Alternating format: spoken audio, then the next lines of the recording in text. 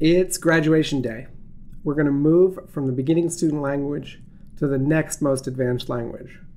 It isn't a big move, but it's a good move. The way you do it is you go into the lower corner of Dr. Racket here and you switch from beginning student to beginning student with list abbreviations. Now, what are list abbreviations? Well, by this point, you've probably gotten a little annoyed at having to write something like cons A, cons B, cons C, empty, when all you really wanted to do was make a list of 3 items, A, B, and C. And what list abbreviations do is they let you write that more compactly as just list A, B, C. Now, lists created with the list primitive are exactly like lists created with cons. Okay, that's a list of 3 elements.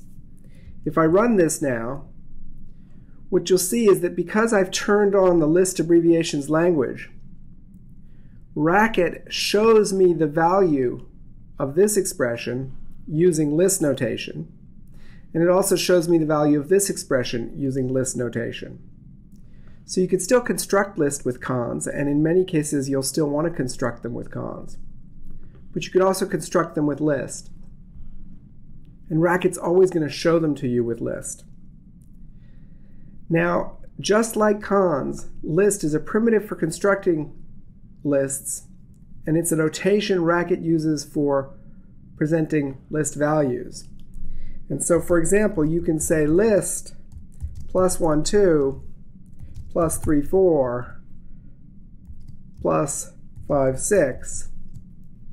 So this is a call to the list primitive with 3 operands. When you run that, you'll get back list 3, 7, 11, because those operands are reduced to values before the list is created. And so what you see is a list with the values. Now, an important point here, which is that when you construct lists one at a time in a function, you're still going to want to use cons, and let me show you why. Suppose I say define L1 is list B, C, and define L2 is list D, E, F. And I'll run that. Now I've got those 2 definitions. Now watch this. If I say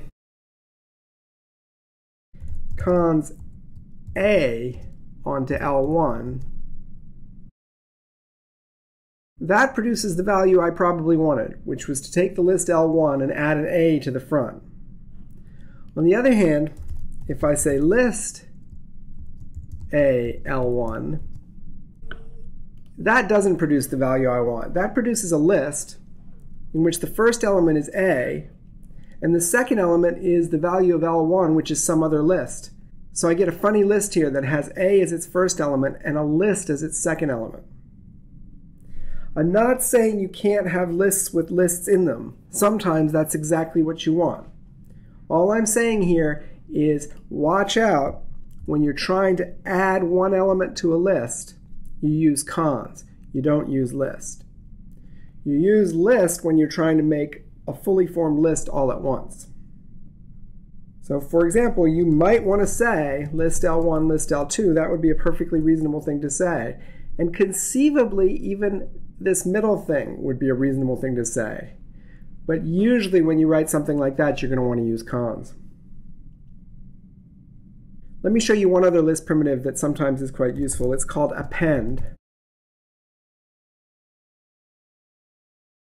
And it consumes 2 lists, and what it does, let me comment these things out.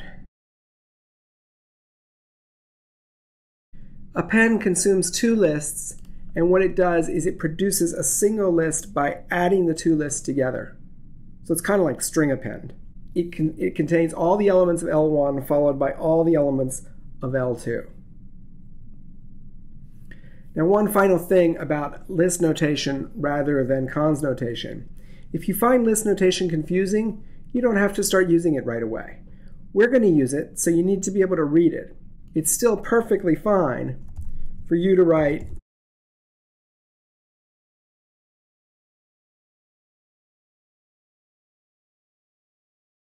that list that way instead of